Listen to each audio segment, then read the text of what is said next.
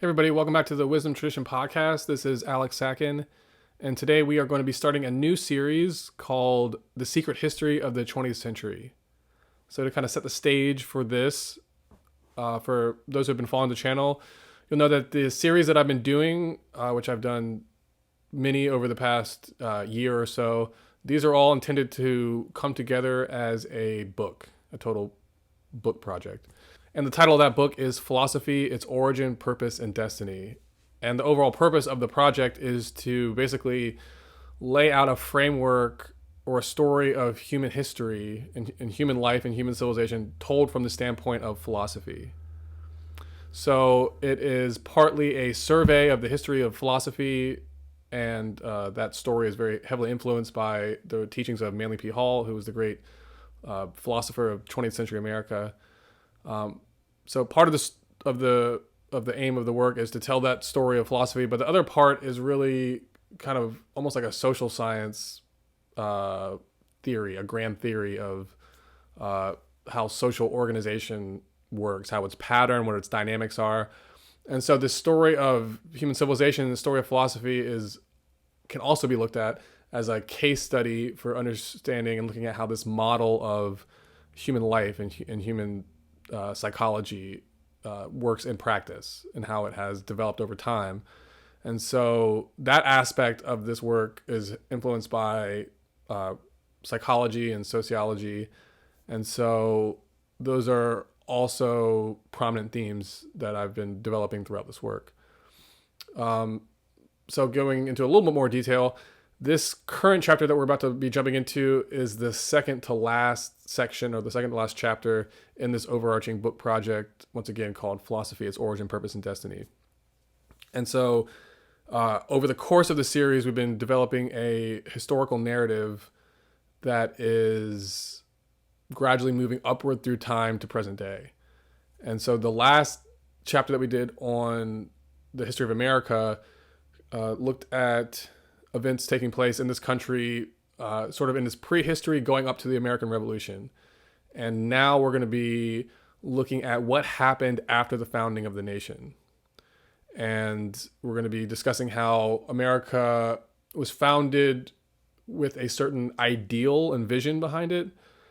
And now we're going to be exploring how that vision and ideal became co-opted incrementally over time, almost since the point of its very foundation. And the consequence of that is that America shifted from a democracy, which was the original vision, into something that is more like an oligarchy. And so that is a theme that we discussed in that previous section about what oligarchy is and how it first emerged in history, and how it was growing and developing in Europe at the time of the American Revolution. And so now we're going to look at how that oligarchy and how it's sort of the machine that feeds it, which is a particular brand of capitalism that has emerged going back to Roman times and even before then. So we've looked at before, and now we're going to be looking at in more detail how a certain brand of capitalism has emerged to fuel this oligarchy, its rise. And now we're going to look at how that situation and that dynamic came into America after its founding in order to influence the course of the country's direction that it took. So this first section in this chapter, where we're going to begin our exploration of these topics, is called Oligarchy Takes Hold of America. The focus here is going to be in events that took place in the 1800s moving up to the early 1900s. And so the early part of the 20th century. And then this is going to set the stage for everything that's going to follow. But the themes that we're going to be talking about here are going to be playing themselves out in the sections that are going to come. So this is the best place to start things, right at the very beginning of the 20th century, and look at the dynamics that took place relating to this idea of oligarchy moving into America and kind of taking control. So that's the topic of today's episode and this upcoming chapter that we're going to be going into. And I hope you'll stick around for it. This is what we've been building towards, in this year-plus long project. We've been setting the stage, going through the history of Rome and Greece and looking at the Middle Ages and developing up through the founding of the American nation. And so all that stuff is now going to pay off because we're going to be looking at this very critical time period of the 20th century. And everything that happens in the 20th century sets the stage for where we are today in the 21st century. So the 21st century is the topic of the last chapter of this book, which is next. So this is the penultimate chapter. We're going to be looking at the 20th century. So without further ado, I want to get into today's article. Once again, it's called Oligarchy Takes Hold of America. And we're going to be jumping into it right now. So the first section, to lead things off, is a bit of a recap of some of the themes that we were developing over the course of these previous chapters. It's called the Kali Yuga, an age of sterility. All right, kicking things off now with this first section. Once again, it's called the Kali Yuga, an age of sterility. According to the ancient wisdom teachings, also known as esoteric philosophy, life moves through time in a grand cyclical pattern. At the beginning of this time cycle, life exists in a unified spiritual condition. This is an initial golden age. As the cycle proceeds, the one life steps itself down to become the many lives, meaning it expresses itself through an infinite diversity of differentiated, individualized life forms, each evolving and growing in relation to its counterparts. But while many appearances of individuality may come into existence, in reality, the unity of life is always preserved. Finally, at the end of the time cycle, the various differentiated life forms that have emerged and evolved through time come finally into a state of seamless mutual integration with each other, such that a unified spiritual condition is once again achieved. This marks a second golden age and the conclusion of the cycle. Note that in this pattern there are two golden ages, one at the beginning of the cycle and one at its end. By contrast, only one dark age is experienced. This takes place at the nadir of the cycle, when the conditions of materiality, differentiation, and ignorance become most prominently expressed. The Dark Ages is therefore the turning point in the cycle. It represents a period of time when life's motion into matter reaches its peak. From this point on, a gradual reascent is experienced, with things eventually ending in the restatement of unity. Within the span of the total cycle, life's downward motion into matter and differentiation is termed involution. This motion culminates in the Dark Ages. By contrast, life's motion out of the Dark Ages and back towards spiritual reunification is termed evolution. It culminates in a Golden Age. So it's one cycle, right? It's a circle. And so the downward motion of the circle towards the nadir point, or the lowest point, the turning point. So the halfway marker is called involution. And then from that point, gradually an upward motion takes place, and that's called evolution. And so one revolution, first half is involution, second half is evolution. So that's the basic structure of a cycle. At evolution's culmination point, meaning when it comes all the way back up at and sort of completes the cycle, this is when the world pattern reaches its ultimate form of expression. The time cycle is resolved and life returns to a spiritually unified condition. But in order to reach this final ending point, the life moving through the cycle must first experience and push through the period or phase called the Dark Ages. This comes at the nadir point of life's involutionary motion into matter, where a state of peak materiality is reached. From this nadir point onward, evolutionary forces take over, and life begins its great ascent out of matter and back to a unified spiritual state. The experience of undergoing a dark age is therefore an inherent aspect of time and of life's motion into matter. It is a necessary bottoming out that must be reached before the one life's return journey back toward enlightenment and spiritual unity can be commenced. In the teachings of the ancient Hindu Brahmins, the Dark Ages period of a great time cycle was called the Kali Yuga. Besides the Hindus, other philosophic traditions have also emphasized this point. For example, Manly Hall writes that, according to the teachings of Plato, the world is subject to alternating periods of fertility and sterility. Fertility is to be understood as an abundance of life, so that all growth is accelerated. Sterility, by contrast, infers a privation of the life principle, with a consequent deterioration taking place throughout nature as a result. A period of fertility is called a golden age.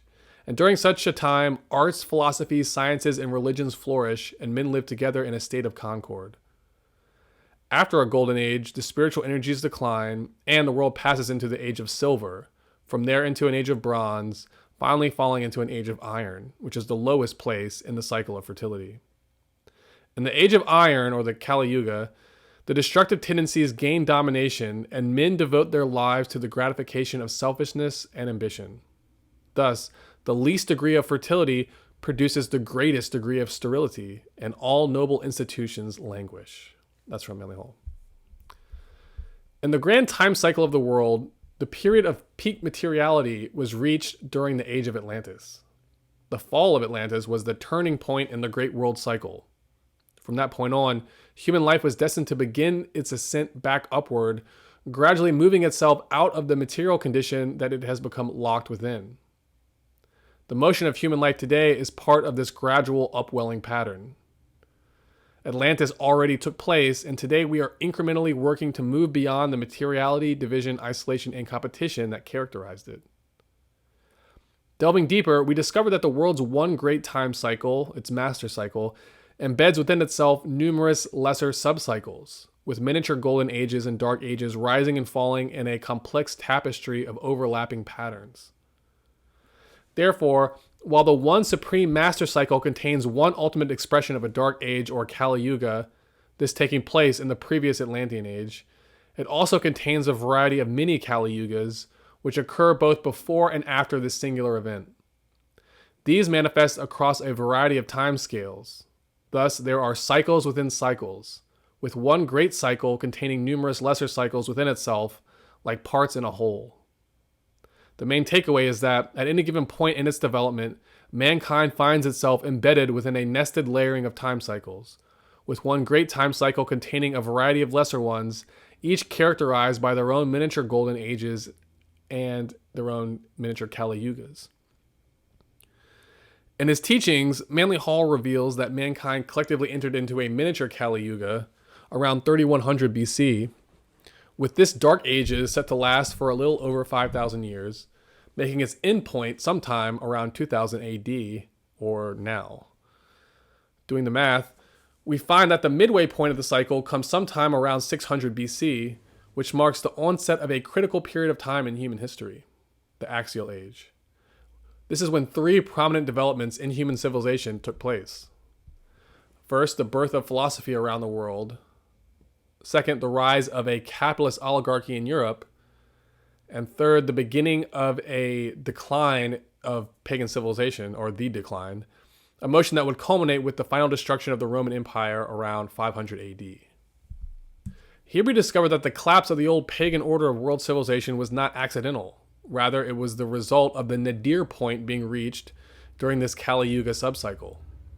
So if it begins at 3000 BC and the last 5,000 years, then approximately a little bit over 5,000 years, then the midpoint would be about 2,500 years after the beginning point. So 3,000 minus 2,500 is around 500 BC. Well, what is 500 BC? That's really the onset of this critical period in time called the Axial Age. And that was the topic that we discussed at length in our previous chapter on Plato. And then if you add 2,500 more years to that middle point, you get right around 2000 AD, which is the current period of time that we're in now. So anyway, this whole situation seems to be what Manly Hall is suggesting when he wrote that pagandom's final corruption was due to the motion of the world from a state of fertility to one of sterility. The outward indication was the increase in the political ambition of the governing classes, with resultant wars and internal dissension. So if the decline of pagan civilization fits into a pattern, as we were just discussing, then likewise we discover that the intense world conditions of today are also not arbitrary. They seem to be tied in with the culmination point or end phase of this 5,000-year Kali Yuga subcycle. Further elaborating on this point, Manly Hall writes that humanity is now approaching the end of an age of iron, or a Kali Yuga, and revulsion mechanisms are setting in. Humanity is becoming wary of the sterility of its conditions. This revolt against the limitations of materialism will eventually result in the reestablishment of the Golden Age. that blessed time when the gods walk with men. By implication, as we approach the end of the Kali Yuga, gradually we find ourselves moving out of a condition of sterility and back towards one of fertility. This motion is cosmically supported by an increase of natural vitality, which moves into human life, slowly but surely bringing it toward a new birth in wisdom and truth. This new birth is man's reward for overcoming the obstacles, challenges, and trials that it suffered through during the Kali Yuga, ones that took the form of war, crime, and poverty, all of which must be experienced to the fullest before the mind will reject them in favor of a simpler and more mature course of action. By overcoming the numerous tests and trials that the Kali Yuga presents to us, mankind becomes conditioned for wisdom. This points to the larger spiritual purpose of the Dark Ages or Kali Yuga. Man faces it not as a form of cosmic punishment, but instead as an initiatic testing grounds where the human soul is stimulated to confront its own shadow tendencies and materialistic attachments, work through them, and in the end transmute them into evolutionary growth and soul power. Elaborating on this point, Manly Hall teaches that the forces opposing the essential progress of humanity are always embodiments of the three great enemies: ignorance, superstition, and fear. As man advances in his collective evolution, these negative obstacles supply a necessary incentive for individual improvement toward collective security. The Kali Yuga, therefore, forces us to address the existence of these shadow complexes within ourselves. By confronting them, we learn to overcome them, and in this way we ensure our own evolutionary growth. But until every possible interpretation of the qualities of these three adversaries have been exhausted, the work towards human enlightenment must continue. So that is the end of that first section, and that has to do with the Kali Yuga and the underlying dynamics of time, which occurs in a cyclical pattern. So now we'll be moving on to the second section, and this is called The Capitalist Oligarchy Takes Hold of America. All right, now, the capitalist oligarchy takes hold of America. Let's jump in. During a Kali Yuga, the spiritual principle within life is not destroyed. Rather, it becomes obscured within the sepulcher or tomb of matter. Becoming trapped in a sterile material condition, life finds itself forced to evolve upward and outward out of the confines of matter, thereby liberating its energy to achieve ever higher and more refined states of spiritual expression. As it works to liberate itself from this state of material entrapment, the energy moving through life repeatedly encounters two adversarial forces which restrict and impede its progression: inertia and entropy. From the standpoint of human life, these two forces of negation manifest as an innate predilection to A, resist change, or a force known as inertia, and B, to engage in self-destructive antisocial behaviors, which represents the force of entropy coming into human life. So we have inertia and entropy coming through this idea that humans innately resist change, even change that's beneficial to them. And as a consequence, we also engage in self-destructive antisocial behaviors, which serve to destroy the life within us gradually, or to corrupt it at least. So while these tendencies exist in all people, they sometimes become expressed in an especially strong way by certain karmically fated individuals and groups who embody these destructive character traits in an especially concentrated way. As covered in our previous chapter, the Mayans gave the name Tezcatlipoca to persons or groups possessed by these types of negative psychological patterns. In their myths, this embodiment of negation was personified as a destructive cult of materialistically driven persons who, rising to power, blocked progress, dominated others, waged wars, impeded growth, extracted vitality, performed human sacrifice, and overall destroyed life. In biological terms, this group of persons personifies cancer. It seeks its own growth at the expense of the whole, ultimately bringing about the death of the organism if not successfully confronted and overcome. It was at the onset of the Axial Age, around 600 BC, the midpoint of the Kali Yuga, that a European iteration of Tezcatlipoca came into existence. This taking place through the emergence of a transnational caste of capitalist oligarchs. This oligarchy came into formation by privatizing and secularizing the economic institutions of society, thereby concentrating its wealth in their own hands. Before this period, society's economic institutions had initially been under the control of the temple. Then, around 3000 BC, the onset of the Kali Yuga, economic governance fell into the secular control of the state. Later, around 600 BC, it fell out of state control, moving instead into the hands of private interests who together formed an oligarchy. So, at the beginning period, 3000 BC, the onset of the Kali Yuga, economic governance fell out of temple control and became secularized, and that was represented by it falling or becoming controlled by the state, the monarchs and such. And then later on, around 600, 500 BC, it fell out of state control and then moved instead into private hands. And these private hands was actually a network of individuals who became an oligarchy. So we have a pluralistic motion. It falls out of monarch hands into a group of people's control, but this group of people is the oligarchy. So we're not yet at democracy. We call the model of economic governance practiced by this oligarchy capitalism. Here, the wealth of society is asymmetrically centralized into the hands of an elite syndicate of private interests who use it to gain political and cultural control over civilization.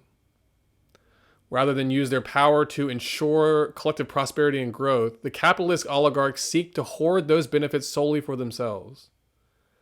As a consequence of these behaviors, energy and resources are no longer flowing in an optimal way within the collective, instead concentrating in one group while being deprived in others. This causes a corresponding state of sterility to take root within collective society, as its various parts and appendages increasingly find themselves lacking the energy and resources required to maintain themselves as functional units. In the end, unless society faces and overcomes the extractive, debt-ridden capitalist model that the oligarchy feeds itself off of, the collective social organism dies from starvation. In physics terms, this represents entropy winning out, deconstructing the social compound back to its base elements. This is what happened to Rome. Its oligarchs consumed all its wealth, creating a resulting fragility that barbarian invaders and internal insurrectionists exploited to bring about the fall of the empire. After the fall of Rome, Europe transitioned into a new social order, one characterized by a partitioning and division of institutions. Here we find religion and state becoming separated. Also, state governance and economic governance become separated, each falling under the influence of its own power elite. So, for example, whereas before in ancient civilization, the state was integrated in with religion, so there was no separation between the two. There was no idea of a secular anything. Now, religion and state become separated, and the state becomes motivated by secular interests, and religion is always motivated by religious interests. But the idea is that there is a partitioning in the institutions of society. Whereas things began with things integrated, now there is a partitioning. So originally, in the earliest phases of civilization, these institutions were all united under the umbrella of the temple. Now, each institution becomes separate and made partially autonomous. After the fall of pagandom in Europe, the institution of religion came to be dominated by the Roman Catholic Church, the institutions of state by monarchs and feudal lords, and the institutions of the economy by an oligarchy of merchant bankers. Going into a bit more detail, we find that the capitalist oligarchy that had once ruled Rome went into a period of relative dormancy after the empire's fall, with world trade collapsing and local economic activity coming under the oversight of the church. Meanwhile, the political structure of Europe fell into a disunited feudal pattern. In time, this motion towards fragmentation and division would end, and things would start to become gradually interconnected once again. International trade would begin picking up, and feudal states began to consolidate into monarchical kingdoms. Alongside these developments, merchant banking oligarchies would rise once again, gradually wresting control of economic management out from the hands of the church or monarchs. This new economic power structure, the capitalist oligarchy, first reemerged in North Italy, Venice in particular. From there, the capitalist oligarchy would expand the reach of their economic imperium back out over the face of Europe, gaining control over and integrating back together its numerous regional economies and installing its favored model of financial capitalism everywhere it went. As we explored in our previous chapter, the goal of this capitalist oligarchy was to create a global economic imperium all over the world, with them as the central ruling power lording over it as the gods of money, so to speak. As part of this effort, this oligarchy would eventually relocate its bases or its base of operations to England, where it would become the driving force behind the emergence of the British Empire. But this London-based empire was only a first step toward the ultimate goal of this oligarchy. For them, the real prize was North America. Consequently, after the American Revolution took place and the Democratic Republic of the United States was established, the capitalist oligarchies tried with all their might to bring their model of extractive financial capitalism here. Eventually, they succeeded, co-opting America's democratic institutions in the process and installing themselves as its ruling class. The esoteric schools, the natural adversary of these oligarchs, the Quetzalcoatl to their Tezcatlipoca, so to speak, had a different vision for America. They were the ones who inspired the founding fathers, planned the revolution, drafted its constitution, and sought to institutionalize the philosophical ideals of liberty, equality, fraternity, democracy, and education within the American nation. The great challenge of the founding fathers, having won the revolution and succeeded in their quest to establish a democratic nation here in America, was to now prevent the European oligarchs from moving into the country and co-opting it, corrupting its democracy and installing over top of it their capitalist model of oligarchy. As we will see, despite a valiant struggle, this is a battle the esoteric schools would eventually lose. With the forming of the Federal Reserve in 1913, the capitalist oligarchs officially took possession of the country, with the plagues of Rome, Venice, and Britain now reappearing in a new Americanized form. And that's the end of that section. Once again, that was called The Capitalist Oligarchy Takes Hold of America. And that's recapping some of the information that we went over in our chapters on Plato and on Francis Bacon and on America, particularly some of the stuff we went into in our previous chapter. So anyway, that's the end of that. We're going to jump into now the next section, and that is called Finance Capitalism and the Rise of Privatized Central Banks. Okay, now let's jump into the third section here. It's called Finance Capitalism and the Rise of Privatized Central Banks. Upon its founding in 1776, the United States faced a dilemma. It had established a democratic republic as a replacement for monarchy, and it succeeded in preventing any singular religious denomination from imposing itself upon the nation, as the Catholic Church had done over the European states. The question now facing it was, what economic model would it follow? This was a question of great debate, with two divided camps emerging, one favoring a state-led industrial capitalism model, and the other a oligarch-led finance capitalism approach. Thomas Jefferson and Benjamin Franklin were the dominant voices advocating for the former approach, while Alexander Hamilton was the lead figure pursuing the latter. Economic historian Michael Hudson has dedicated his career to investigating the financial model of the capitalist oligarchy, a model he terms financial capitalism. Financial capitalism is a model oriented around the simple idea that the only purpose of money is to make more money. It is not to fulfill collective social, economic, or cultural goals. If those happen to take place as a byproduct, great, but achieving these ends are not the focal point of investment.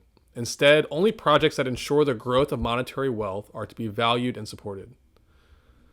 Hudson contrasts this with an alternative model, industrial capitalism or estate capitalism, where private enterprise exists but is regulated and guided by the state so that the overall wealth, productivity, and quality of life of society as a whole may be increased, not just that of an elite wealth-holding class. In industrial capitalism, money is invested in order to support the production of tangible creations such as public infrastructure or industrial development. Because these support the growth of overall prosperity, they will lead over time to the generation of enough wealth to pay back the investments put into them, with a nominal amount of interest added on top. By contrast, finance capitalism doesn't like to invest in long-term projects with low return yields. They'd rather pursue investments like international trade or war financing, which have shorter turnaround periods and where already existing collateral can be easily possessed and flipped should default happen. Furthermore, the finance capitalists like big interest fees, ones that vacuum up the resources of society and concentrate it in the hands of the creditor cartels. By contrast, there is no real desire or benefit for asymmetric wealth accumulation in industrial capitalism. It seeks instead to distribute wealth in a thoughtful manner across the various sectors of society. In industrial capitalism, there is a natural cooperative spirit between the state, banking, and industry. But in finance capitalism, this spirit is replaced with a competitive attitude, with the bankers seeking to increase their share at the expense of both the state and industry. Here, the elite finance capitalists come to see themselves as separate from society at large. Here, the elite financial capitalists come to see themselves as separate from society at large. Society is seen as more or less a resource for them to mine. That's it. So, like a parasite, they latch onto the collective and impose their alien will upon it, vacuuming up its resources, energy, and wealth for themselves at the expense of the whole. Industrial capitalism is the modern corollary to the way economic activity was organized in the beginning, with the economic management of society being coordinated with its political and cultural institutions. The guiding idea here is that, as Michael Hudson tells us, the proper role of banks, insurance companies, and stock markets is to mobilize savings and credit to upgrade technology, social infrastructure, employment, and productivity. In this model, economic activities are brought into balance with other social, cultural, and political priorities present within society. Consequently, wealth accumulation was not incentivized because it served to imbalance and fragment the collective social unit. This imitates man's original social pattern, when the entire social unit was integrated together like a vast organism, with all departments of society coordinated together, each performing a vital function in relation to the total social organism. Financial capitalism, by contrast, is motivated by very different goals. Actually, it is driven by one primary goal in particular: to grow monetary wealth indefinitely. As a result of the endless compounding of monetary wealth that finance capitalism seeks, a secondary consequence occurs. Political power becomes centralized in the hands of the wealth-holding class, who run and control the system together as a plutocracy. In finance capitalism or financial capitalism, public infrastructure and social welfare are not invested in or prioritized.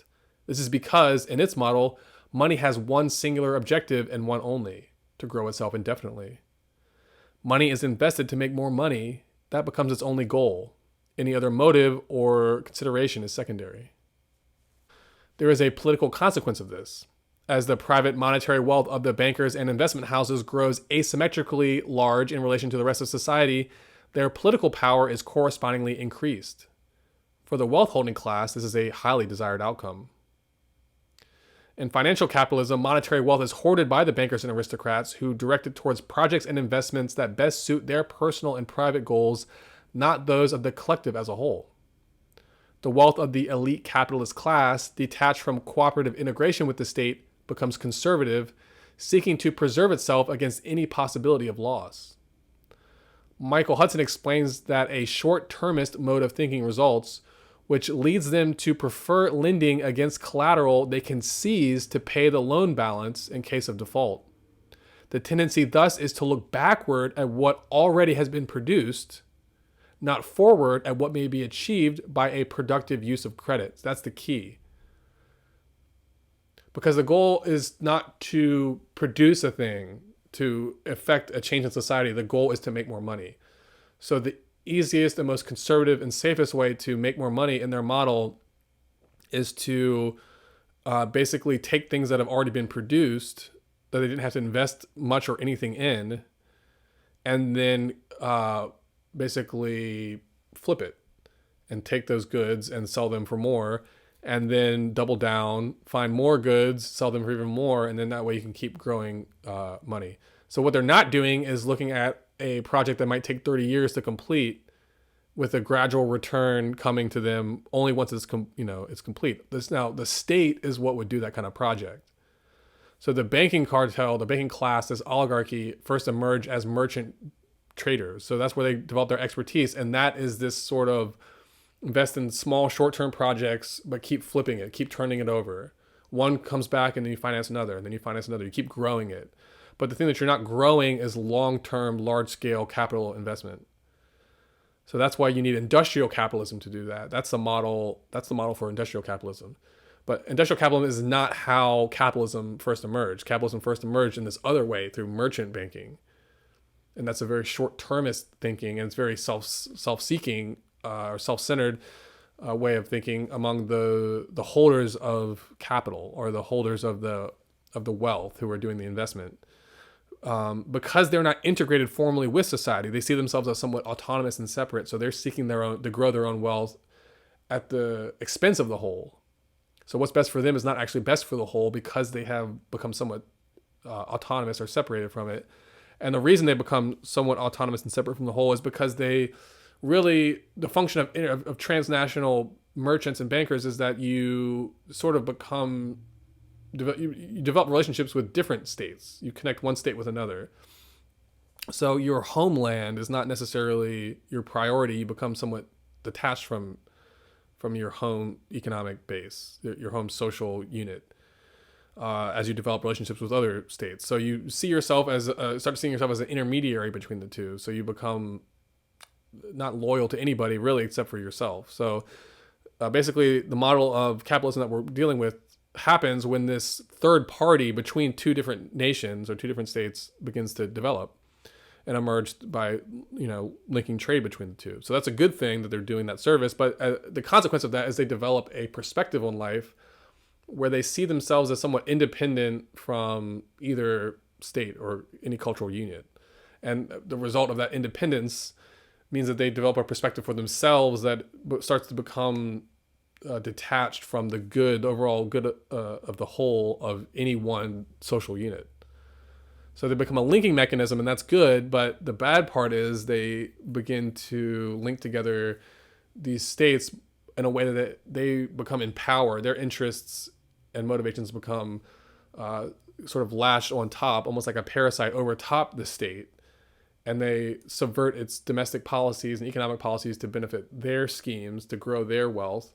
And what ends up happening is they vacuum and extract away the resources gradually of the societies that they come into contact with. So it's very much like a parasitic kind of pattern. So that's financial capitalism. That's how it works. And that's different from industrial capitalism, which is more like the original model of a situation of economic management in which those doing the planning are integrated with the state, and they see themselves as part of a whole, and they're not trying to asymmetrically grow their power, wealth, and influence over the rest. They see themselves as being part of the whole. So it's a very different type of capitalism, a very different approach to investment and credit, and very different consequences result from these two systems. So just to now go into what I wrote about, the stuff I just mentioned, this dynamic is a reflection of how, or this dynamic meaning the fact that financial capitalism tends to want to invest and make its money based on things that have already been produced, because that's the safest, quickest mode, not to invest in things that have not yet been produced with a long-term sort of horizon to them. So this dynamic, this incentive for how they put their investments, how they direct their investments, this dynamic is a reflection of how this model of capitalism or financial capitalism emerged in the first place. It was born through the activities of merchant bankers who became the first private independent holders of financial wealth. The focus of their investments was on providing financing to move goods that had already been produced to market, not on financing capital-intensive projects whose payoff would be in the future. During this early era, these types of projects were instead financed by the state. So rather than finance long-term investment projects with slow building payoffs, the merchant bankers instead developed an expertise putting their money to work using a safer and quicker approach, financing merchant expeditions to sell goods that the state had already financed and organized independent of their involvement.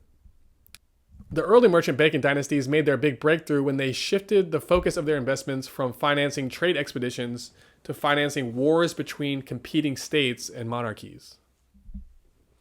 From the perspective of the bankers, monarchs fighting wars against each other was seen as a safe form of investment, for the simple reason that they were the ones most able to raise the funds to repay them. This they did through the collection of taxes, which increased continuously in order to service the ever-growing interest on the government's debt. These war financiers in time aligned together to form the first central banks. Thus, we find that central banks first emerged primarily under a war-making logic. Their aim was not to sponsor widespread economic prosperity, but to perpetuate war. This is a financial model we first saw develop in Greece and Rome during the Axial Age. Later, through the rise of the Venetian and Italian oligarchies of the Middle Ages, we find it re-emerging in the modern era. From Italy, this central banking concept was ported over to Amsterdam, then to England, and now it has taken root in America. In each case, as Michael Hudson writes, the only thing that the capitalist oligarchs really cared about was the government's power to levy taxes to raise revenues to pay their debts.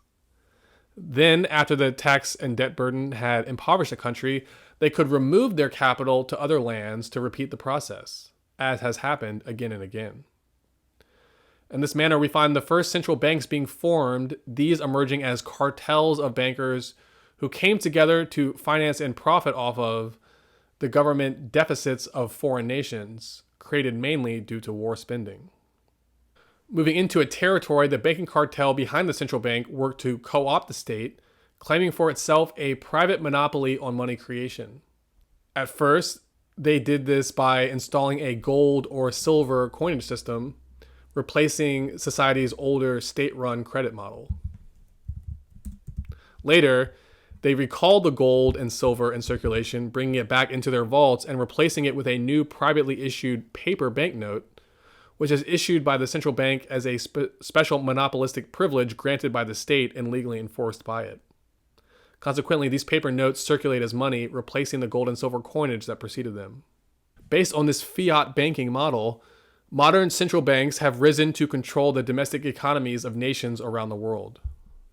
The first example of a modern central bank was the Bank of England, formed in 1694 after it was sold by the Crown a monopoly on issuing banknotes, whose value the government underwrote by accepting them in payment of taxes. A similar situation took place in America with the founding of the Federal Reserve in 1913. Here, a private cartel of banks gained monopolistic control over the country's currency issuance. Ever since, the United States has not been a fully sovereign democratic entity, with its economic policies dominated by the private interests of the banking cartel running its central banking system. And that's the end of that section. So that was called, once again, Finance Capitalism and the Rise of Privatized Central Banks. So we see how this story began and how it evolved in Europe, and then from within Europe it moved to Britain to influence the British Empire, and then through Britain it moved into America. And we'll be looking at further the story of how that happened, but first I want to go a little bit more into the dynamics of how financial capitalism works and why it has the effects that it has. The negative effects. So that's going to be in the next section, and that's called Unproductive Debt and the Bubble Economy. And that's what we're getting into next. All right, unproductive debt and the bubble economy. In Michael Hudson's view, the type of lending preferred by financial capitalism is one based around the use of what he calls unproductive debt. Because this form of investment does not result in an increase to the overall productivity, growth, or prosperity of society as a whole, it is termed unproductive. Instead of being used to support widespread economic growth, prosperity, and the rise in standards of living for the population as a whole, debt is used to finance war, asset price inflation, and other forms of wealth extracting and prosperity reducing activities. Contrasting this is productive debt, where financial investments are made with the explicit goal of generating resources and assets that borrowers can employ in order to earn enough profit to repay the debt with its stipulated interest. In finance capitalism, these aims are not prioritized. Instead, investments are made in areas where assets have already been produced and can be pledged as collateral should the investment opportunity fail. Productive debt is the basis of developing and growing industry, while unproductive debt is detached from industrial investment, seeking instead to lend against pre-existing assets that can be collateralized and subsequently seized and sold off in the case of default. When a financial system favors the use of unproductive debt, a situation results where the interest payments on these loans has to be paid out of a fixed or shrinking economic pie. Since the money wasn't invested with the aim of growing the overall economy, the principal and interest on the loan has to therefore be paid out of a non-growing or even shrinking economic system. The amount of extraction taking place increases exponentially over time as the interest compounds. This kind of debt therefore tends to hang over society as an ever-increasing weight or burden, a rising tide of pressure that threatens to drown everyone in the debtor class. As Karl Marx once described it, financial capitalism's preferential use of unproductive debt does little for industry, but does a marvelous job at centralizing money wealth. It does not alter the mode of production, but attaches itself as a parasite and makes it miserable. It sucks its blood, kills its nerve, and compels reproduction to proceed under ever more disheartening conditions.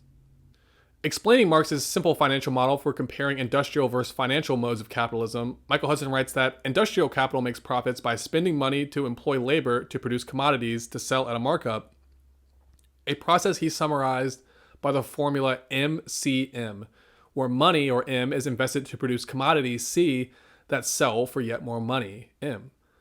So that's the basis of industrial capitalism. In financial capitalism, usury capital seeks to make money in sterile ways, however, characterized by the disembodied M-M. So the other one was M-C-M. This is just M-M. So here the aim of capital is not to increase commodity output or cut the cost of production, because that C, that middle C part, has been taken out. So the aim is not to invest in those commodities. Rather, it's to make money from money itself, which is this idea of that M leads to more M. So money leads to more money, but it doesn't need to go through that intermediary of actually moving through a project of making capital or making a commodity a tangible thing that can be resold for more money. You're just trying to use the money to reproduce itself in the quickest form possible. So you're trying to detach it from production. So this form of unproductive debt results in a sterile zero-sum transfer payment of wealth from society to the capital, the holders of capital, or the financiers who are using this type of unproductive debt. So in this model, which is based on the use of unproductive debt, money seeks to grow independently from involvement in tangible production. As a consequence, financial claims become an overhead, or a financial overhead, that eats into industrial profit and cash flow. So whereas the first form, MCM, is the use of money and debt in order to increase industrial profit and cash flow, the effect of this second form in financial capitalism and the use of unproductive debt, we see that it actually does the opposite. It eats into industrial profit and cash flow. In his writings, Michael Hudson highlights the fact that, like Marx, Adam Smith, the famous 18th century British economist, was also a critic of finance capitalism's use of unproductive debt. He writes that Smith criticized the royalist governments of his day for indulging in vainglorious territorial wars that burdened the economy with debt. In Smith's view, these wars were seen as economically corrosive, not only as a result of their direct costs in terms of manpower and material, but also the post-war legacy of public debts that loaded down the economy with taxes to carry their interest charges. Hudson also notes that Adam Smith just as harshly criticized governments for financing these debts, these unproductive debts, by creating and selling off monopoly privileges to private capitalist interests, something that has become common practice. For example, in England, the East India Company and the Crown Corporations burden consumers by charging extortionate prices. Seeking profits in this way weighed down the nation's cost structure. Hudson comments that the sanctioning of such public monopolies was hardly an example of industrial planning. In fact, it was more like the opposite, since privatizing the revenue generated by public enterprises or natural resources in the public domain involves both a fiscal and a financial sacrifice, for the reason that relinquishing these revenues obliges governments to make up the difference by taxing labor and tangible non-financial capital. As a consequence of financial capitalism's use of unproductive debt, we find the macroeconomy as a whole assuming the responsibility for servicing an ever-increasing debt load.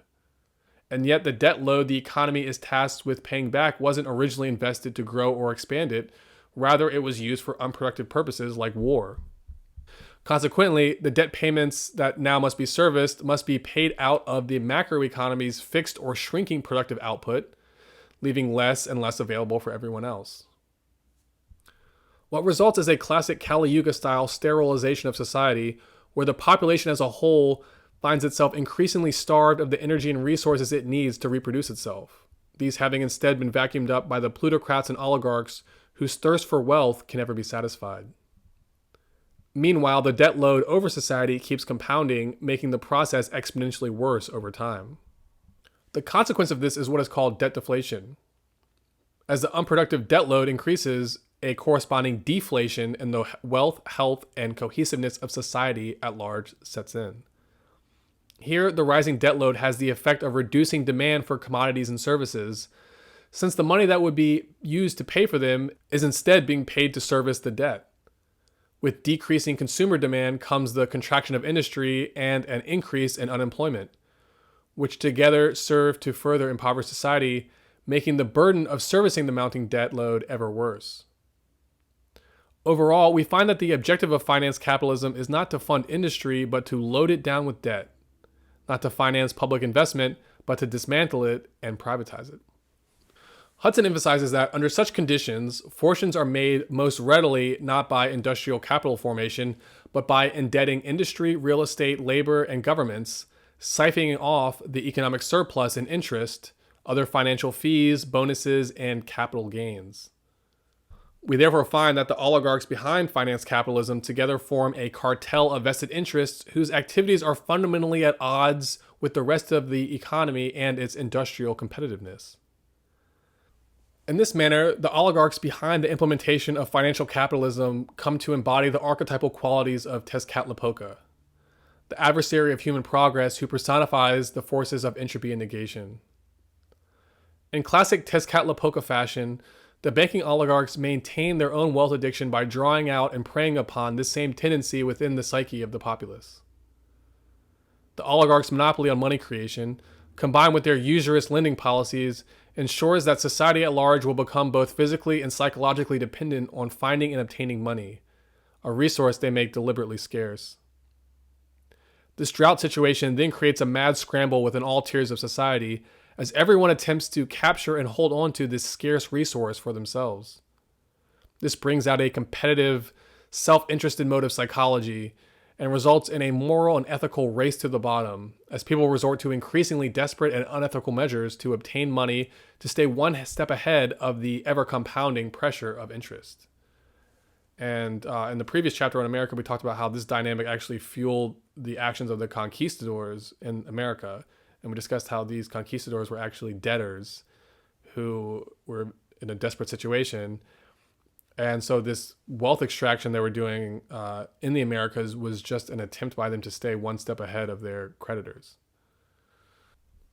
Like a malignant tumor, the oligarchs behind financial capitalism replace real, tangible economic growth with a financialized bubble economy. As Michael Hudson further explains, instead of funding new means of production whose future revenues will be able to repay the loans with interest, bubble credit is extended to borrowers to bid up the price of corporate stock, real estate, and other assets already in place. The bubble or Ponzi phase of the financial cycle aims to create the financial equivalent of a perpetual motion machine, sustaining an exponential debt growth by creating enough new credit to continuously inflate real estate, stock, and bond prices at a rate that, at least for a while, enables debtors to cover the interest falling due. The underlying dynamic is fictitious because it cannot remain viable for long. It sustains interest payments by stripping assets, leaving the economy with less ability to produce a surplus out of which to pay creditors. So the housing bubble and the tech bubble of the 90s and early 2000s was an example of this situation, of this type of bubble. So Wall Street here is not being invested or not growing, and the focus of investment isn't to invest into the economy to grow it. It's to balloon up these bubbles of pre-existing assets.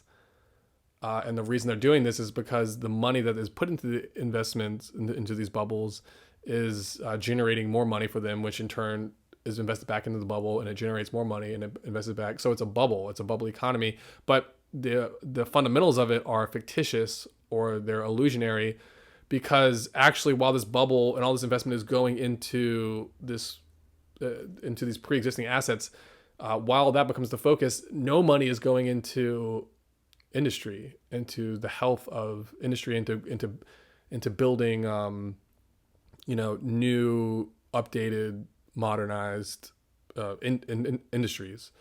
And so, for that reason, the interest on the payments that are being made into these bubbles, to service this whole system, the economy that underlies it, the real economy, is gradually being, its resources, because of the rising interest payments that come due, ends up becoming vacuumed away. So the bubble ends up having an effect of like vacuuming resources away from the overall organism, the overall health of society. And what results is a sterilization. Now, remember, this theme of sterilization is one that is characteristic of the Kali Yuga. And we see now in the timetable of this Kali Yuga cycle how capitalism and finance capitalism plays this role. It's a vehicle. I often say the vehicle of the Dharma. And what I mean by that is it becomes a vehicle through which a collective karmic pattern plays out. It sort of activates and stimulates it and brings it out. So, financial capitalism in this way brings out a certain type of behavior within the collective. And one of the things it brings out is a race to the bottom, because as the overall wealth of society is being vacuumed up, less is available, less and less and less and less is available to service the whole. In the meantime, the quality of life in society is atrophying. And what that means is that there's a sterilization. There's a gradual entropic deconstruction of the health and well-being of society. So this is a classic Kali Yuga archetype being activated by this financial capitalist class. That's kind of the thesis that I'm presenting here. So in true Tezcatlipoca fashion, by means of this evil and extractive system, the financial sector, to quote Hudson, ended up destroying life on a scale similar to military conquest, with birth rates falling, lifespans shortening, immigration soaring, and economies becoming increasingly polarized. The financial policies that underlie this system are clearly entropic in nature. By saddling society with an ever-increasing non-productive debt overhead, the financial policies gradually starve the social organism, killing it and dissolving the compound. In sum, the economic policies of the West have fallen into the hands of a financial oligarchy who knows nothing about production and has nothing to do with it. Instead, the Western oligarchy's model of finance capitalism has become a network of exponentially growing interest-bearing claims wrapped around the production economy. The internal contradiction is this dynamic leads to debt deflation and asset stripping. The economy is turned into a Ponzi scheme by recycling debt service to make new loans, to inflate property prices by just enough to justify new lending. In its final stages, the real economy is unable to grow at a rate required to support the growth in debt service. Financial claims rise exponentially beyond the economy's ability to pay. Bubble economies are inflated to try to postpone the inevitable crash by inflating prices for real estate, stocks, and bonds by enough to enable debtors to take out higher loans against the property they pledge as collateral. As another tactic to cope with the rising debt overhead, governments balance their budgets by privatizing public enterprises, selling toll booth privileges on credit to buyers who bid up their prices by debt leveraging. What is irrational in all these policies is the view that it is anything other than impossible for the real productive economy to ever support the exponential growth of compound interest, especially in a situation where economic productivity is being systematically eroded by the expanding financial overhead. This is the underlying reality of finance capitalism. It must always destroy society and therefore itself. There is no future in it, but it serves a purpose. Like Tezcatlipoca, it latches onto society as a self-destructive force, deconstructing the compound so that its elements can be recycled into the production of a new form. When this entropic force took down pagandom, the modern age was born in its place. We are now at the cusp of another deconstruction, the Great Reset.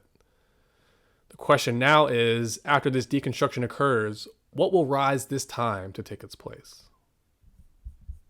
So that's the end of that section. And once again, that was called Unproductive Debt and the Bubble Economy. And now let's move on and look at America's early battles with the capitalist oligarchy. Okay, so this next section is called America's Early Battles with the Capitalist Oligarchy. So now we're going to be really focusing on building a historical view of what happened in America, now that in these earlier sections we've looked at the basic dynamics of debt and the different forms of capitalism that are possible and what distinguishes the type of capitalism practiced by the oligarchy versus a more democratic form of capitalism. With all that under our belt now, we're going to look at what happened in America and how the financial capitalist model that supports oligarchy, how America took a turn in that direction and away from the industrial model originally envisioned, I think, by the founding fathers, as we'll see. So let's get into it. With this examination of the difference between industrial versus financial capitalism and productive versus unproductive debt now under our belts, we can better appreciate the dilemma facing the young American nation at the point of its founding. The constant tax on America during its early decades by the British and French crowns kept the young country in a state of near constant war. It therefore found itself in the position of needing a national banking system to help finance and coordinate America's war-making capacity. But how do you prevent this central bank from bogging society down with unproductive debt, a situation that would promise to sink the country into the same situation of debt entrapment that the European states have become enmeshed in for centuries? In his research, Michael Hudson reveals that these questions and concerns were at the forefront of American economic thought during the early decades of its formation. To give an example, he cites one early American critic of financial capitalism, Daniel Raymond, who wrote that every money corporation is prima facie injurious to national wealth. They are and ought to be considered as artificial engines of power, contrived by the rich for the purpose of increasing their already too great ascendancy and calculated to destroy that natural equity among men which God has ordained and which government has no right to lend its power in destroying. The tendency of such institutions is to cause a more unequal division of property and a greater inequality among men than would otherwise take place. But other American commentators were more sympathetic to the need to form some type of central banking entity for the reason that this would help facilitate America's war-making capacity. For example, Michael Hudson cites another 19th century economist as writing that the military power of a nation is characterized by the amount of industry which it can divert into the channels of war. That is, by the size of its economic surplus in the form of military hardware and support of soldiers. Consequently, the issue of fiat money from a central bank could enable governments to pay for military service and technology, diverting output and the labor to produce it to government use by displacing civilian spending on food, clothing, and other necessities. Influenced by the latter form of thinking, Alexander Hamilton, one of America's founding fathers and its first Treasury Secretary, worked to establish the nation's first national bank, the Bank of the United States, based around the private ownership model of the Bank of England. He was opposed by Benjamin Franklin, Thomas Jefferson, and others. Notably, those two are both prominent Masons. I don't believe Hamilton was. So Hamilton was opposed by them and their constituency, who worked to block the chartering of any such privately owned national bank in America. American historian Helen Hodson Brown provides the background details to this story. She writes that, quote, prior to the American Revolution, most of the colonies printed their own paper money, debt-free, and actually made loans to farmers and businessmen. The result was a booming economy and almost full employment. When Benjamin Franklin went to England prior to the Revolution, he was asked about the source of the colony's prosperity by the directors of the Bank of England. And Franklin responded that, unlike with the financial capitalism model that had taken root in England through this bank, the governments of the colonies directly issued their own paper money in proper proportions to the demands of trade and industry. She cites Franklin as having further stated that, in the colonies we issue our own money. It is called colonial scrip. We issue it to pay the government's approved expenses and charities. We make sure it is issued in proper proportions to make the goods pass easily from the producers to the consumers. In this manner, creating for ourselves our own paper money, we control its purchasing power, and we have no interest to pay to anyone. Franklin then continued, you see, a legitimate government can both spend and lend money into circulation, while banks can only lend significant amounts of their promissory banknotes. For they can neither give away nor spend but a tiny fraction of the money people need.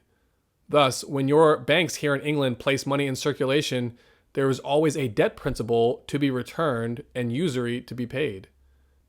The result is that you have always too little credit in circulation to give the workers full employment. You do not have too many workers, you have too little money in circulation, and that which circulates all bears the endless burden of unpayable debt and usury.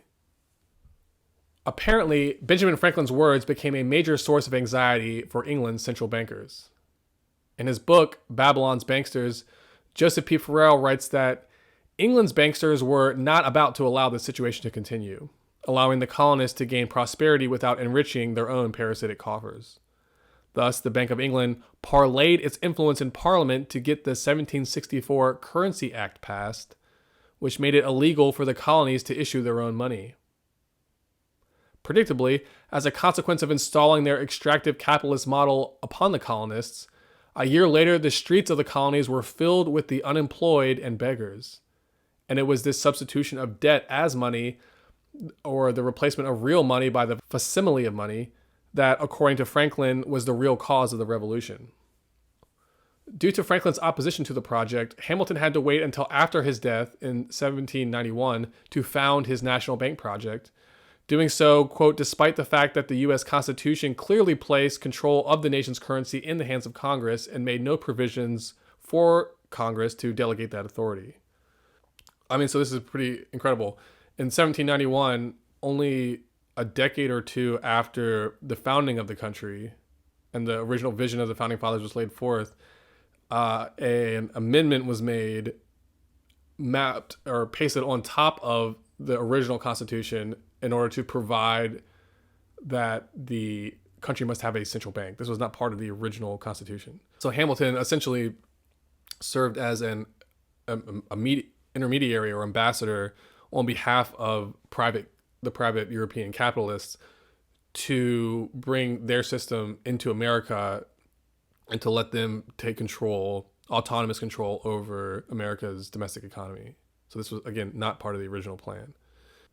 Historian F. William Engdahl points out that the Constitution had been designed specifically to keep the American money supply out of the hands of the private banking industry and keep it directly in the hands of what Jefferson, the drafter of the Declaration of Independence, called the most Republican of the three branches of government, that of the elected Congress.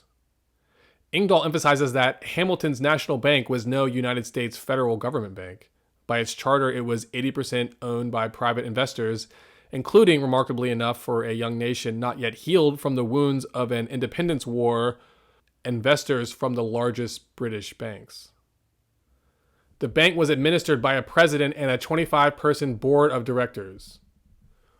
20 of the 25 directors were elected by the stockholders, 80% of whom were private groups. Only 5 were appointed by the government. The U.S. government, in effect, handed over to private bankers control over its money and agreed to pay those bankers interest to boot on money it borrowed. Notably, Nathan Rothschild, at the time London's and the world's most powerful banker, invested heavily in the first Bank of the United States, becoming by some accounts its largest shareholder. By guiding the activities of the Bank of the United States from behind the scenes, the London bankers set about to control financial activity and credit in America, something many Americans viewed as tantamount to their recolonization by Britain through financial and economic means.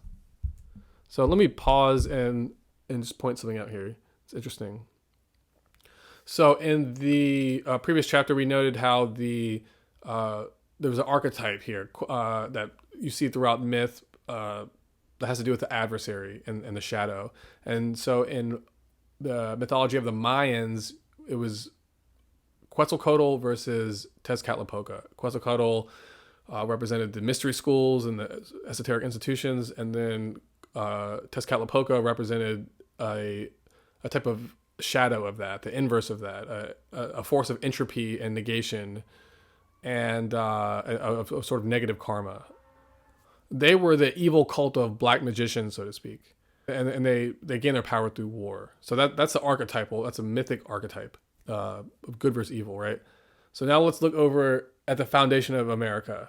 Okay, we have the Rosicrucians and the Freemasons here in America representing Quetzalcoatl, and then they were the ones who established they influenced the founding fathers and established the Constitution, and so their vision was baked into the original concept, original documents. So that is how it began. So we have Quetzalcoatl here. Then in comes Tezcatlipoca from Europe, right? And the embodiment of Tezcatlipoca in the Americas comes through the form of this central bank. And who is the majority holders of this new national central bank that's going to be established here in America? It's 80% private interests, predominantly from London, the country that we just waged war with to get independence. And so who are these bankers? Well, I mean, essentially they are ones who profit from war, who practice black magic in the form of misusing the institution of money and the psychological apparatuses involved with money and debt, and misuse it to enrich themselves and entropically destroy society as a whole. So they really do personify the same attributes as Tezcatlipoca. So here in America, at the founding of the country, we have Quetzalcoatl versus Tezcatlipoca playing itself out once again. We have the vision of the original founding fathers, the democratic vision, and then we have the oligarchical model of Tezcatlipoca. And so the story of America is a story of Quetzalcoatl versus Tezcatlipoca. I hope you can see this, and if you can keep this theme in mind, and please do, as we go into the further chapters, we see different iterations of this battle. So this is a long battle versus the capitalists, but we will also see different other spin-offs happen. So we have a central entity with a democratic vision, and then we have various forms of adversaries and shadows that come to do battle with this hero. And the task of the hero, in order to fulfill his vision and to succeed in the quest, the hero's journey, is he has to address and overcome these shadow complexes, or the embodiment of them in the form of this European Tezcatlipoca, which takes hold of America from the point of its founding. So, this is a rather simple theme that we see playing out, but it's an archetypal one, and it does have to do with the battle of good and evil. But the evil, as we'll see, the evil is not. It's not that these bankers or whatever are innately evil. They just personify these forces of negation. They personify ignorance, superstition, and fear. In other words, they personify these negative attributes within human psychology. And the only way that they can take root within a population is to prey upon and draw upon those same type of weaknesses within the populace. So that way they do represent a projection of the shadow, as Carl Jung would say. So anyway, let's get back into it. So this first national bank established by Hamilton would eventually be demolished and its charter not renewed. This victory being won by a well-organized political opposition in Washington. But it would not disappear for long, with two other iterations following it over the course of the 19th century. Political opposition against allowing a private banking cartel to take control over the domestic economy of the young American nation was led by Andrew Jackson, who mobilized his constituency in order to eliminate the national bank efforts of the oligarchs. This campaign succeeded, at least for a while, but a coordinated campaign by US and European capitalists, with the Rothschild dynasty at the forefront, aimed to counter this situation by engineering a series of financial panics, recessions, and depressions in the country. These generated with the intention of undermining the American economy so as to coerce the government to reestablish the charter of its privatized central bank. During the 19th century, the bankers were never able to gain the total victory they sought. As Engdahl informs us, repeated attempts by the money interests to reestablish control over the nation's money through a central bank under their private control continued without success right up to 1913, when the capitalist oligarchs finally achieved their great victory and established the Federal Reserve central banking system. The ultimate consequence to the country of establishing this privatized central banking system, the Federal Reserve, was that it lost its sovereignty. The nation was now in a position of dependency upon the economic and political decisions of a private, self-interested banking oligarchy, a situation that is inherently antagonistic to the preservation of its democratic institutions. Today, we see the consequences of this turn of events all around us. Okay, that's the end of that section. Now, we're going to be moving on. So now we're going to go for this period just after the Revolutionary War, moving up to Lincoln and the Civil War. So this next section is called Lincoln, the Civil War, and the Greenback. And the greenback was, as we'll see, the type of currency that was used during the war. All right, Lincoln, the Civil War, and the greenback. Over a half century after Benjamin Franklin and Thomas Jefferson fought Hamilton to keep America free from the infestations of finance capitalism and oligarchy upon its shores, Abraham Lincoln resurrected the cause.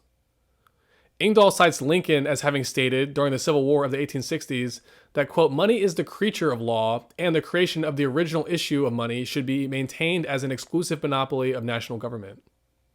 Here we find Lincoln endorsing the state-centered model of industrial capitalism.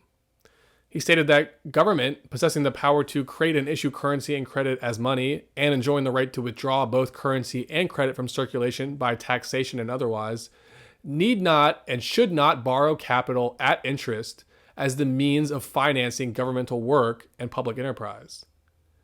Instead of borrowing the money it needs to finance itself from private banking syndicates, the government should create, issue, and circulate all the currency and credit needed to satisfy the spending power of the government and the buying power of consumers. The privilege of creating and issuing money is therefore not only the supreme prerogative of government, but it is the government's greatest creative opportunity. Ultimately, Lincoln envisioned a state capitalism model as being the best fit for America, one patterned after the original pre-plutocratic economic systems of the early Mesopotamian states. Here, the financing of all public enterprise, the maintenance of stable government and ordered process, and the conduct of the treasury will become matters of practical administration. The people can and will be furnished with a currency as safe as their own government. Money will then cease to be master and instead become the servant of humanity. Democracy will rise superior to the money power. Based on this approach, during the Civil War, Lincoln financed the North's war efforts with greenbacks, which were state-issued and consequently avoided entangling the Union in large war debts to the private bankers. Going deeper into the dynamics of Lincoln's greenback currency system, Ingdahl writes that rather than establish a new third bank of the United States, again to be controlled by private bankers, as leading London and allied New York bankers wished, Lincoln used the powers of the Constitution to convince Congress to authorize the issue of interest-free legal tender notes in the amount of $150 million, an enormous sum at the time, backed by the full faith and credit of the United States government. During the course of the Civil War, the volume of these government-authorized greenbacks in circulation was increased to $450 million. The greenbacks could not, at the time of issue, be redeemed in gold. They were U.S. government fiat paper notes, promises to pay the bearer in gold or silver at some unspecified date in the future. The holder of the note was, in effect, betting on the future existence and prosperity of the United States. As one might expect, Lincoln's policies were not at all well received in the city of London, where the powerful House of Rothschild and other city banks planned to entice a desperate Lincoln government to accept war loans at usurious interest rates. Ingdahl points out that at the time, the London banks, led by the House of Rothschild, were the major creditors to the southern cotton trade, the vital source of raw cotton for the Manchester, England textile mills. Consequently, Lincoln, who had won the presidency on his strong support for industrial protectionism, was faced with the succession of Virginia and 6 other southern cotton-growing slave states immediately after his election. The southern succession had been discreetly encouraged by August Belmont, serving as Rothschild's personal agent in the United States, and now a major figure in American politics. Belmont regarded Lincoln's protectionist policies as anathema. U.S. protectionism and high tariffs would have destroyed England's lucrative cotton business with the slave states. We thus discover that the larger battle for control of America's monetary system between the oligarchs and the Democrats was the major driving force behind the Civil War. Lincoln is a great American hero not only because of his work in eliminating the evil institution of slavery, but also because he succeeded in forestalling the capitalist oligarchs' takeover of the country. But Lincoln paid a heavy price for his bravery. He was assassinated as a result of his wartime monetary policies. Investigating further the underlying dynamics and conspiracies that set the Civil War into motion, Joseph Farrell cites the commentary of the famous German Chancellor Otto von Bismarck, who watched the whole episode play out from his vantage point in Germany. In 1876, shortly after the end of the Civil War in America, Bismarck wrote, quote, "I know with absolute certainty that the division of the United States into federations of equal force was decided long before the Civil War by the high financial powers of Europe. These bankers were afraid that the United States, if they remained in one bloc and as one nation, would attain economic and financial independence, which would upset their financial domination over Europe and the world. Of course, in the inner circle of finance, the voice of the Rothschilds prevailed. They saw an opportunity for prodigious booty or bounty if they could substitute two feeble democracies burdened with debt to the financiers, in place of a vigorous republic sufficient unto herself. Therefore, they sent their emissaries into the field to exploit the question of slavery and to drive a wedge between the two parts of the Union. As a consequence of this conspiracy, the rupture between the North and the South became inevitable. The masters of European finance employed all their forces to bring it about and to turn it to their advantage. Due to the actions of Lincoln, who refused to go into debt to the bankers to finance the war, the government and the nation escaped the plots of the foreign financiers. But the bankers, who understood at once that the United States would escape their grip, sought their vengeance. Consequently, the death of Lincoln was resolved upon. So that's all from Bismarck. Just laying it plain what exactly happened there. And that's also the end of the section. So once again, that was called Lincoln, the Civil War, and the Greenback. And next we're going to be moving into a new section called the East Coast Establishment and the Gold Standard. And that's coming up next. All right, East Coast Establishment and the Gold Standard. Undeterred by Lincoln's victory in the Civil War, the oligarchs continued their financial assault against the American nation. In the decades leading up to the onset of the 20th century, this oligarchical class, comprised during this period of an alliance of New York and European banking interests, sought to strategically undermine the domestic U.S. economy, bringing it into repeated recessions and depressions in order that they might sweep in with their pre-planned fix, privatize central banking. Their plan revolved around undermining the U.S. government's wartime greenback currency, replacing it instead with a gold specie-backed currency, which they held near monopolistic control over. And by gold specie, we just mean gold coinage. As F. William Engdahl further explains, the goal was to allow those holding monetary gold, namely London and an elite circle of allied New York international bankers, to control the U.S. currency by locking U.S. currency issuance to gold. At that time, most of the world's central bank gold was in the hands of the Bank of England and the London banks. Therefore, the switch from U.S. banknotes to gold would be a strategic victory in the European banking oligarchy's long-held plan to take control of America's domestic economy and political system. The U.S.-based political lobbyists behind the bankers' campaign to substitute gold specie for U.S. banknotes were representatives of New York, Boston, and Philadelphia banks who specialized in financing international trade and therefore held large stores of gold. This constituency also featured international shipping and trade corporations who used gold specie in their international transactions with British and European suppliers. In time, this American pro-gold constituency would come to be known as the East Coast Establishment. Engdahl explains that it had its origins in this international banking-centered group of powerful New York and East Coast families. They organized pressure on Congress through their lobby organizations. These East Coast-based capitalist oligarchs were bitterly opposed by a mixed alliance of Western and Southern agriculture interests, a major share of the nation's iron industry, and associations of small businessmen, all of whom would be threatened and weakened by the conversion of America from an industrial capitalism to financial capitalism model.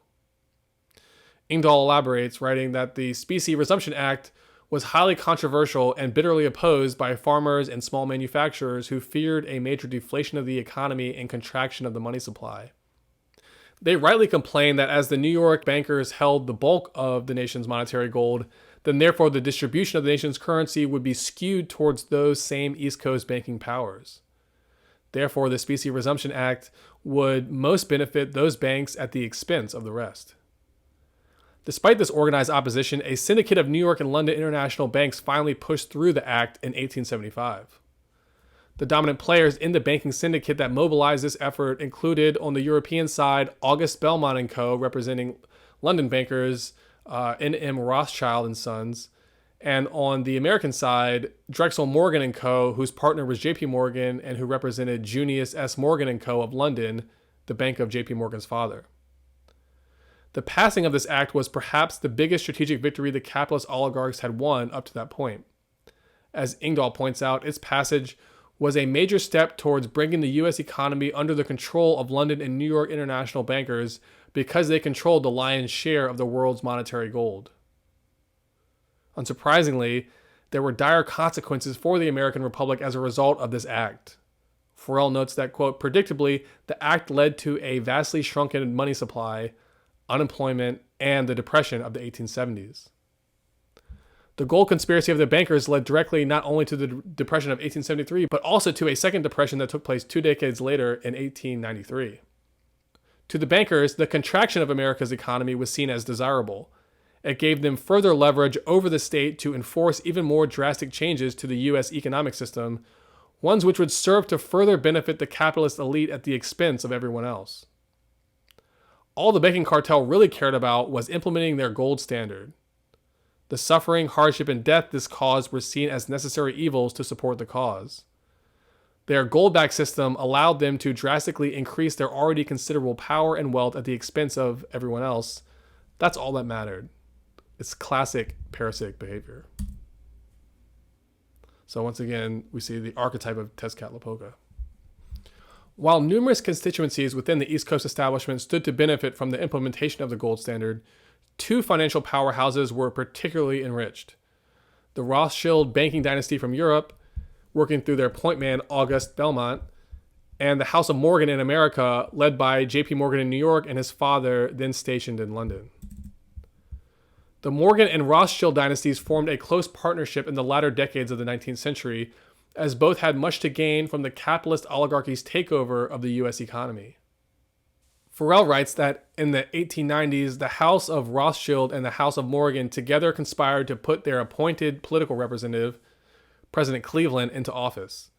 It was through him that they brought the dollar fully onto the gold standard, making them, as the world's two largest gold holders, the new controllers over America's money supply.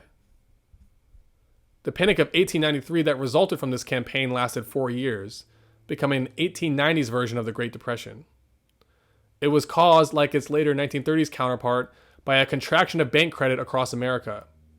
As a consequence of this, spending for capital goods collapsed, profits plunged, and depression hit the cities en masse.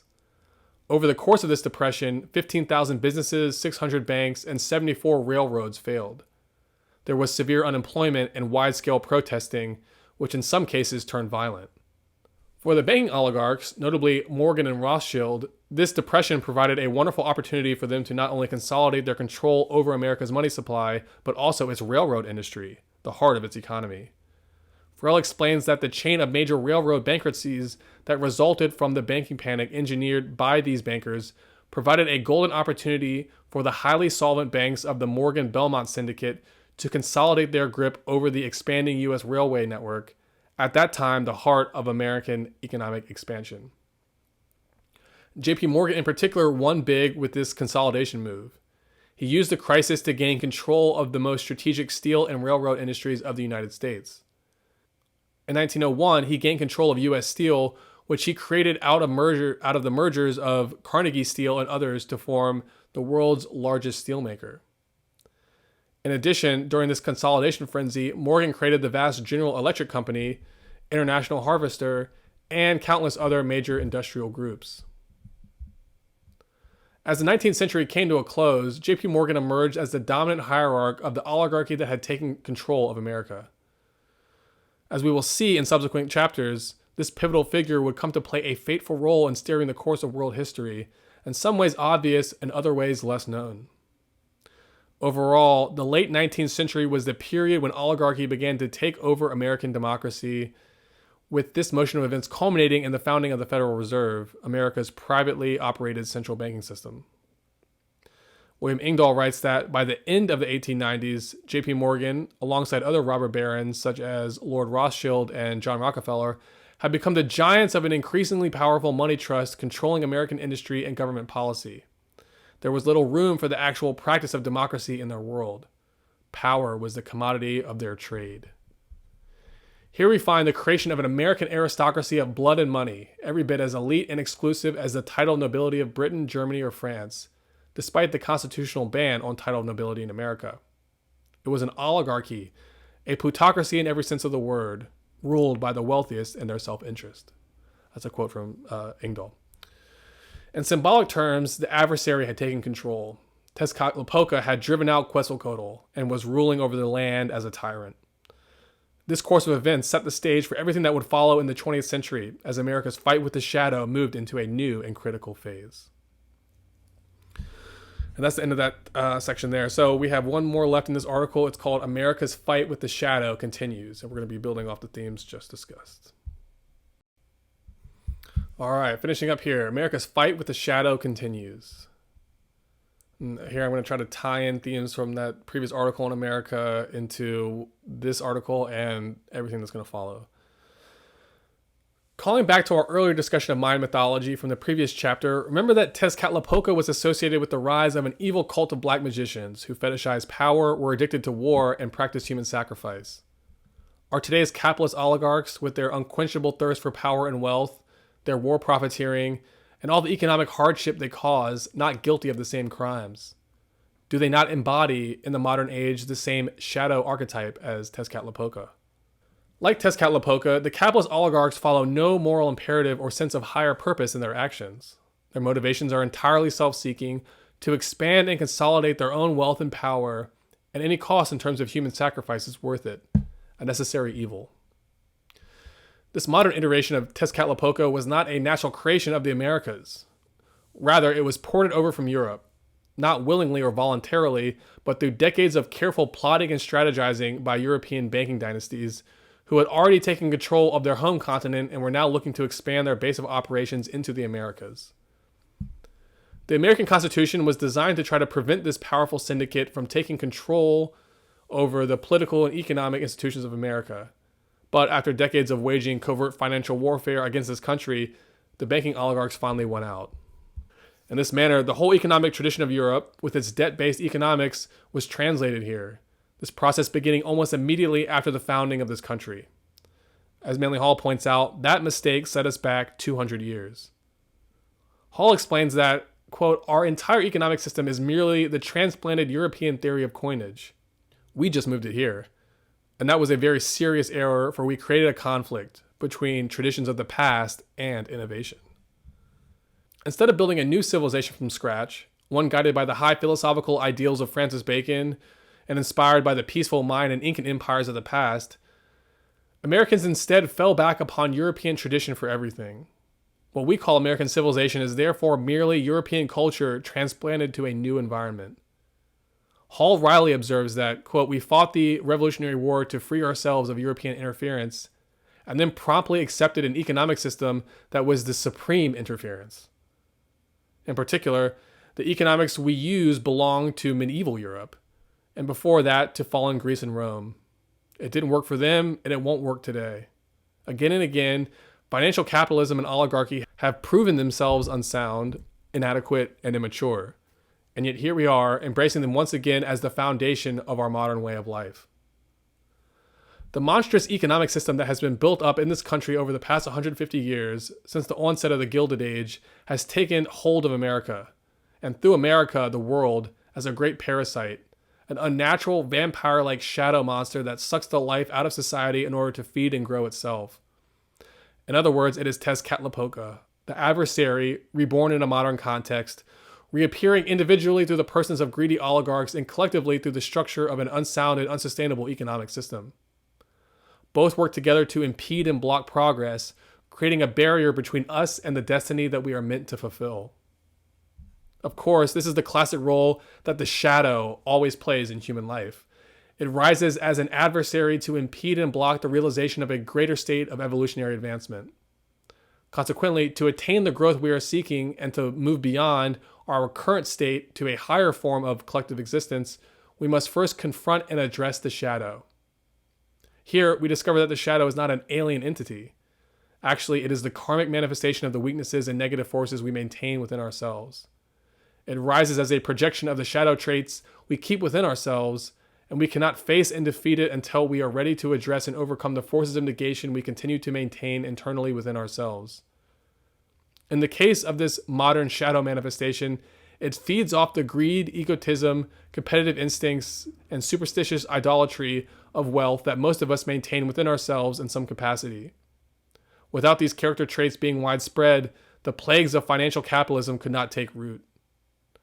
Therefore, to overcome this adversary and break through to a higher state of self-realization, we must turn and face these forces within ourselves. If we can overcome their lure within our personal psychologies, then we can come together to fight and win our battle with the oligarchical shadow entity that has risen to personify these negative tendencies on a collective scale. Manly Hall emphasizes that, quote, we have to break up the old patterns. It is the only way we can free ourselves to build new patterns. This requires a complete breaking up of most of the intolerances we cherish, including racial superiority, flawed scientific notions, the theory of competitive politics, the interest system in economics, and world exploitation. While the heritage of the oligarchical adversary we face today began back in Europe, it is now America that is its global home base. Consequently, it is here in America that the great battle against the shadow must be fought and won. Manly Hall writes that the natural temperament of our people is to be the greatest inventive and constructive geniuses of any people on earth. This genius comes forth from the very earth beneath us here in the New World. This genius, which should bestow superiority, we have constantly curbed by the old traditional theory of economics and exploitation. America has therefore been torn from its inception between two opposing forces. We have a competitive system coming down from the top and a cooperative theory coming up from the very earth beneath our feet. The struggle between these two forces is one of the greatest in the Western world, and that struggle must continue until the destiny or fate for which this continent was originally devised is fulfilled. And what is this fate? Manly Hall gives us the answer. He explains that here in America must arise a model civilization, a civilization that will lure other nations to a similar way of living. To establish this model, we must have the courage to break with traditional laws, to establish ourselves in our own way of life. We must do so harmoniously, cooperatively, and courageously. It is here on this continent that a great world sociological experiment must take place. By a curious destiny, beyond human control, this continent demands, by reason of its vibratory forces, by the very archetypal pattern that caused this land to emerge from the primordial polar continent, that here the great economic experiment of the world must be played out.